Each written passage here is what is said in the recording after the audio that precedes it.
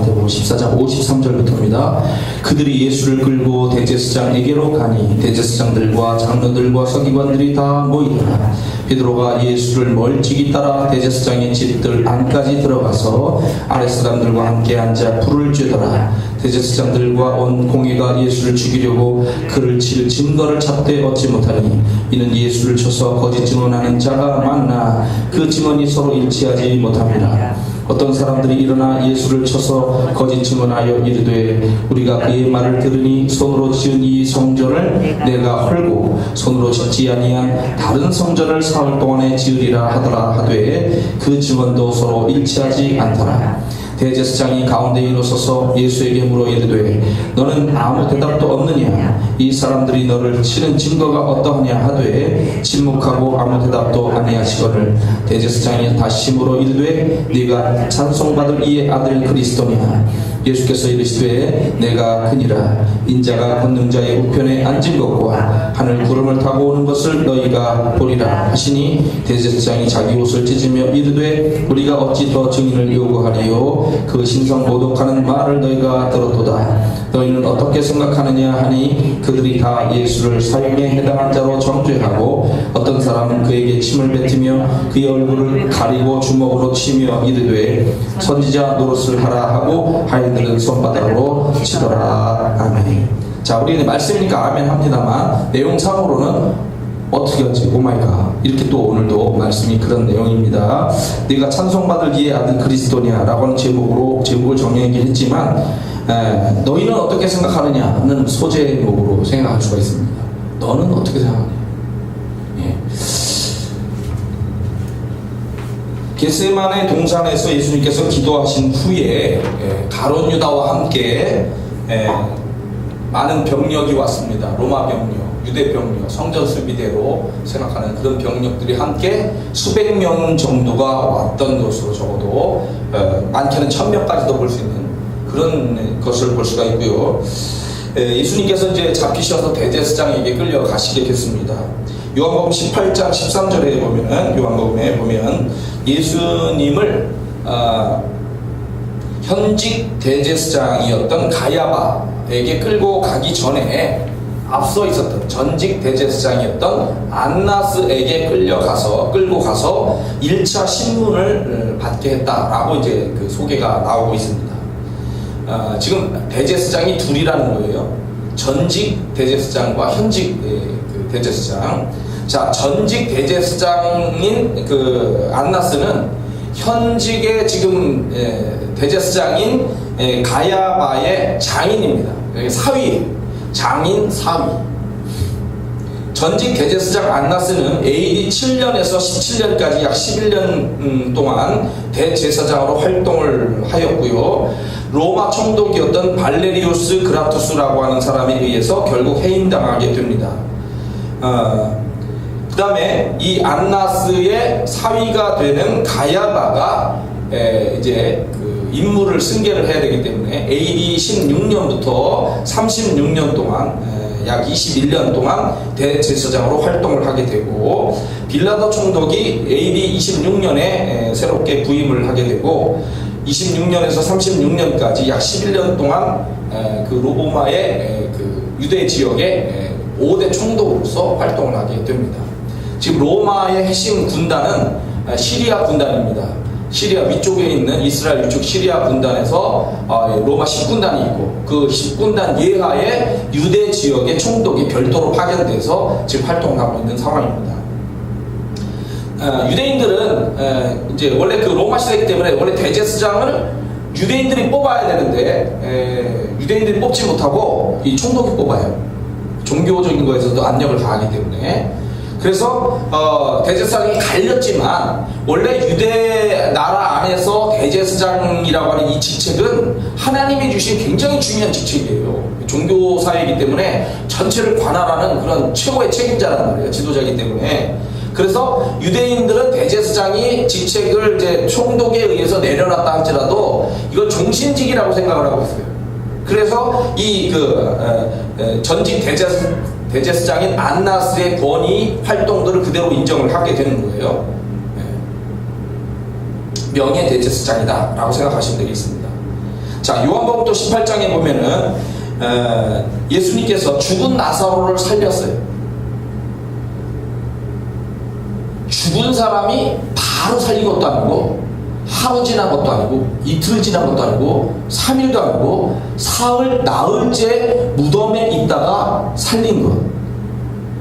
이 충격파가 엄청나게 지금 이스라엘을 흔들어 놓습니다. 그래서 산헤드린 공회, 이 성전 체제인 산헤드린 공회, 최고의 법정이기도 한 산헤드린 공회가 모여가지고 예수님의 표적을 많이 행하니까 어떻게 하면 좋겠느냐라고 이제 회의가 열렸어요. 만일 그를 그대로 두면, 예수님을 그대로 두면 모든 사람이 그를 믿을 것이고, 그리고 이제 그리스도라고 믿게 되는 거죠. 그러면 그리스도가 행해야 될 일은 나라의 독립을 위해서 싸워야 되는 문제예요. 그렇게 정치적으로 생각하고 있기 때문에. 그러면 로마인들이 와서 우리 땅과 민족을 빼앗아가리라. 즉 이제 그 짓밟으리라는 생각을 갖고 있는 거예요. 그러니까 이런 위기의식이 생기는 거예요. 그래서 그 중에 한 사람, 그 해의 대제사장, 즉 전직 가야, 대제사장이었던 현직 대제사장인 가야바가 이야기를 하기를, 너희가 아무것도 알지 못하는도다. 한 사람이 백성을 위하여 죽어서 온 민족이 망하지 않게 되는 것이 너희에게 유익한 줄을 생각하지 아니하는도다. 이득이 된다는 얘기를 하는 거예요. 즉 예수님을 죽여 없애야 정치적으로 안정되고 자기들이 가진 지위와 이득이 유지된다. 그러니까 예수님을 죽이는 것이 옳다라고 대제사장이 말을 하는 거예요.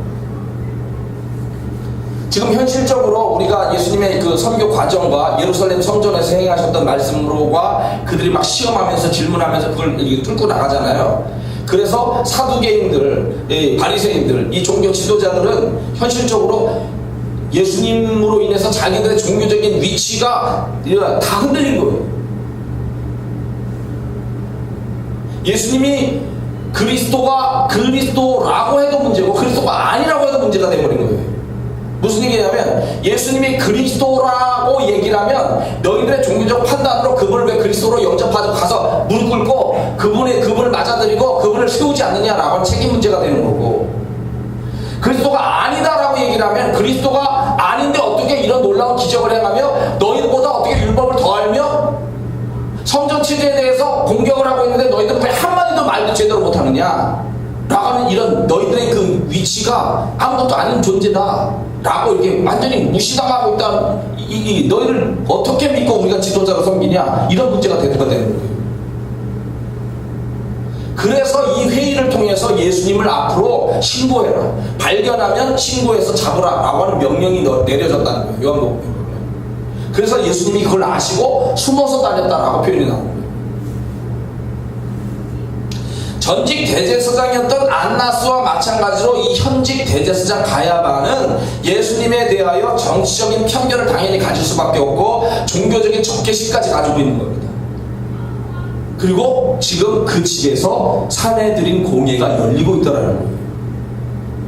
자, 산헤드린 공회가 뭐냐면은 구약시대부터, 민수기에부터 나옵니다. 구약시대부터 이게 종교 지도자들이 모여서, 모세를 중심으로 지도자들이 모여서 회의를 하고 이스라엘을 이끌어갔단 말이에요. 그 전통적인 그 지파들의 대표되는 장로들의 전통을 가지고 있는 거예요.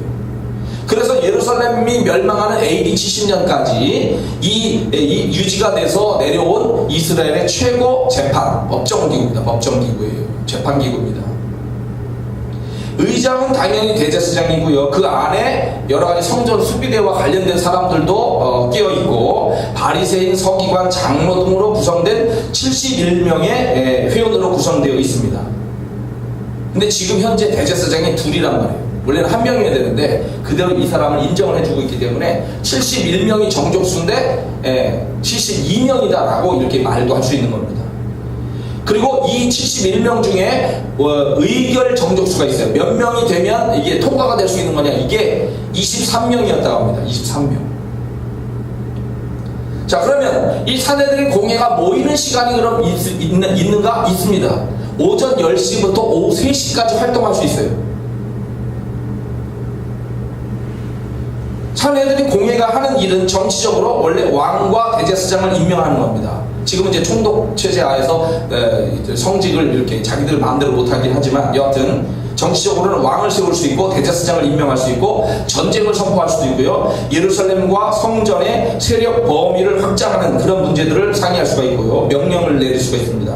사법적으로는 대제사장, 거짓 예언자, 반역죄를 지은 원로, 잘못된 지파를 심판할 수도 있는 그런 기관입니다.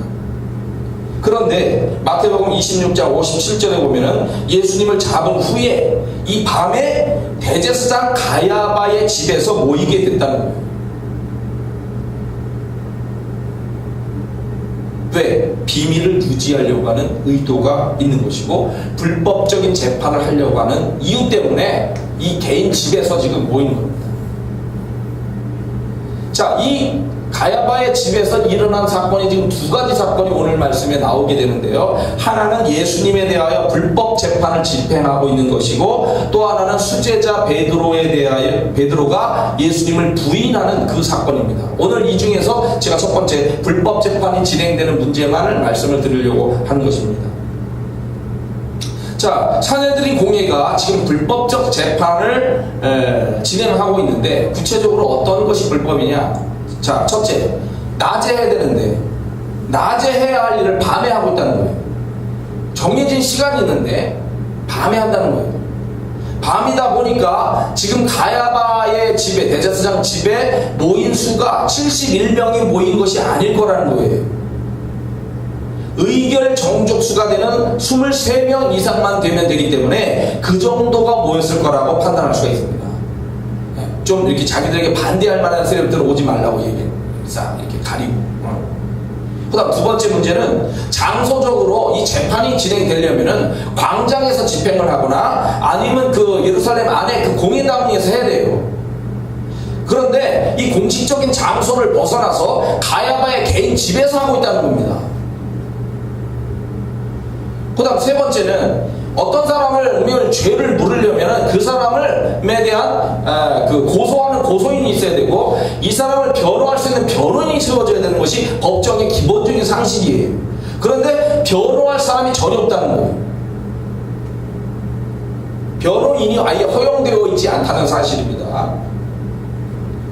그 다음에 네 번째는 지금 그리스도냐 아니냐라고 하는 굉장히 중요한 이스라엘 역사에 완전히 지금까지 오랜 세월 동안 기다려왔었던 그 그리스도에 대한 판단을 내리는 문제란 말이에요. 이게 굉장히 중요한 문제란 말이에요. 그럼 중요한 판단을 내릴 때는 충분히 심사를 하기 위해서 이틀 이상 재판을 진행해야 됩니다.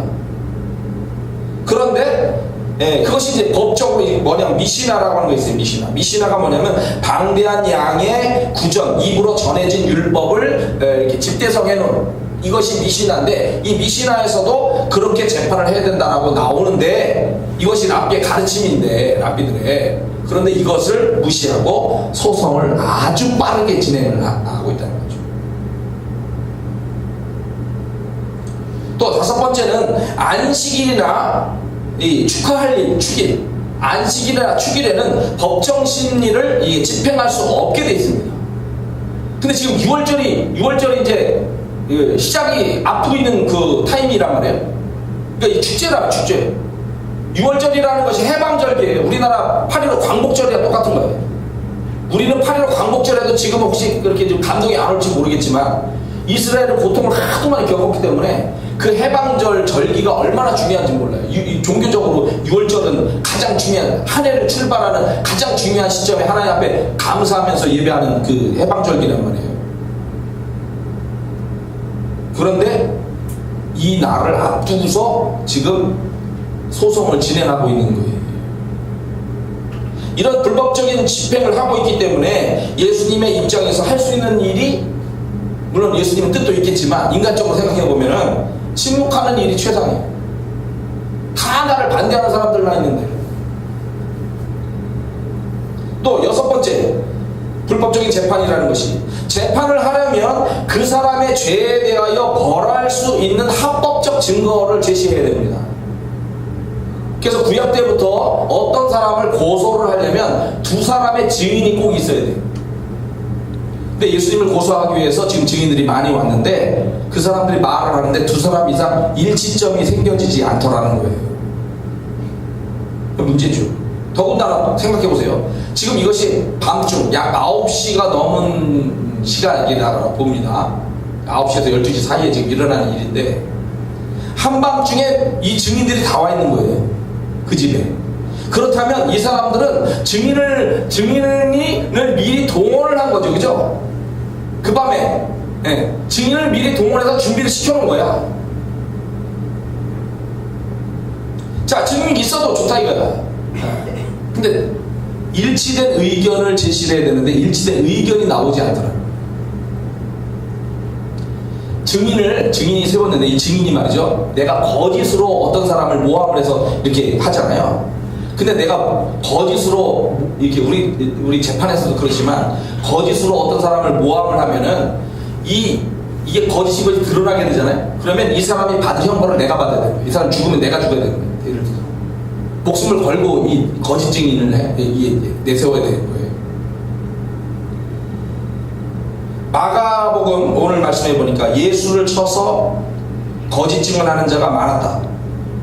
그런데 증언이 일치하지 않는다. 그럼 그 사람들을 처벌해야 되는 문제예요. 그걸 이제 또 갖고 있는 거예요.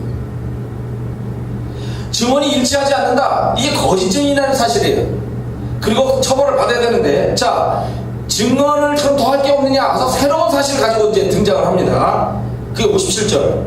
자, 어떤 사람들이 일어나서 예수님을 쳐서 거짓 증언하는데, 자, 우리가 그의 말을 들으니 손으로 지은 이 성전을 내가 헐고 손으로 짓지 아니한 다른 성전을 사흘 동안에 지으리라 하더이다.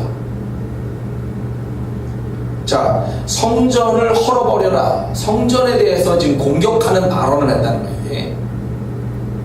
자, 역사적으로 생각해보세요. 역사적으로 고대로부터 역사를 뒤져보면은 그 나라, 그 공동체의 어떤 대표되는 사람이나 그 공동체의 예배 장소를 파괴하거나 모독하는 것은 이게 죽어마땅한 죄인으로 생각합니다. 여러분, 만약에 우리가 옛날 시대 조선시대라고 하면 조선시대에 임금에 대해서 모욕을 하는 사람이 있다고 생각해보세요. 당장 잡아다가 죽입니다. 임금이 나라야. 그렇게 생각했는데 아시죠? 요즘 대통령 욕해도 누가 잡아갑니까? 이게 민주에서 자유로운 사회가 되다 보니까 말 욕해도 상관없는 적이 있지만 조금 근데 옛날에는 그렇게 하지 않았어요. 그래서 국가를 모독한다, 국기를 모독한다, 이거는 죽어마땅한 죄인으로 다스렸다는 거예요. 이게 성경에도 예가 나옵니다. 여러분, 구약에 보면 예레미야 선지자가 있단 말이에요. 예레미야 선지자가 하나님으로부터 명령을 받은 거야. 야, 내가 가만히 지켜보니까 도대체 내가 못 견디겠다. 내가 이제 이 예루살렘을 전부 깡그리 진멸해서 없애버리겠다. 그런 예언이에요. 그래서 예레미야 26장에 보니까 이제 하나님이 이렇게 말씀하셨다고 예레미야가 전하는 거예요. 내가 하나님이 이 성전을 실로 같이 되게 하고, 자, 이게 실로가 뭐냐면 도시 이름입니다. 성읍 이름이에요. 실로는 이스라엘 백성들이 그 가나안 땅으로 들어갈 때, 요단강을 건너서 가나안 땅으로 들어갈 때, 여기가 요단강이라면 이쪽 동쪽에서 서쪽으로 이제 그 여리고로 들어가잖아요. 치고 들어가서 거기에서 제일 첫 번째 그 성막 이 법궤를 가지고 있는 것을 가져다가 거기다가 안치한 제일 중요한 첫 번째 종교적 중심지예요. 우리가 여기 이제 그 사무엘 등장하는 거 아시죠? 엘리 집안에 이런 거. 그래서 이 실로가 종교적인 중심지로 이렇게 뜨게 됐는데 이 실로가 엘리 집안 알지만 하나님의 뜻에 불순종하고 잘못된 것을 행하게 되니까 이 실로를 하나님께서 때려가지고 블레셋에 의해서 때려가지고 실로가 중심지가 되지 못하도록 초토화시켜버린 거예요. 이 예루살렘 성전을 실로같이 초토화시키듯이 내가 초토화시킬 것이며, 이 예루살렘 성을 세계 모든 민족의 저주거리가 되게 하리라 라고 하나님 말씀하셨습니다. 예레미야가 이것을 선포할 때 제사장들도 선지자들도 모든 백성들도 그걸 들었어요. 충격을 받았죠. 그래가지고 저놈을 잡아라 해가지고 내가 반드시 죽어야 된다 라고 이제 사람들이 막 분노를 막 일어났어요. 그런데 장로 중에 몇 사람이 일어나서 이런 얘기를 했습니다. 이게 이제 변호하는 거죠. 옛날에 유다의 왕 히스기야가 있었다. 그 히스기야, 믿음의 왕이었던 히스기야 시대에 모레셋 사람이었던 미가 선지자, 성경에도 나오는 미가 선지자입니다. 미가 선지자가 유다의 모든 백성에게 예언을 하여서 이르되 만군의 여호와께서 이같이 말씀하셨느니라. 시온은 뭐냐면 우리가 성경에 이제 가끔 나오는 시온은 원래는 예루살렘에 있는 언덕이에요. 언덕 이름이고 연결해서 이게 예루살렘 성이 연결되어 있다 이제 그렇게 생각하는데, 여튼 예루살렘 안에 있는 그 언덕이지만 이것이 상징하는 게 뭐냐면 이스라엘을 상징하는 거예요. 자, 이스라엘이, 시온이 밭같이 경작지가 될 것이다. 밭같이 경작지가 될 것이다. 충격이죠. 예루살렘은 돌무더기가 될 것이다. 이 성전의 산은 산당의 숲과 같이 되리라 라고 얘기했어요. 이 미가 선지자가 예루살렘에 대하여 파괴될 것에 대하여 이렇게 강력하게 선포를 한 거죠. 근데 이 믿음의 사람 히스기야 왕이 이걸 들었을 때 어떤 반응을 가지겠어요? 여러분 생각해보세요.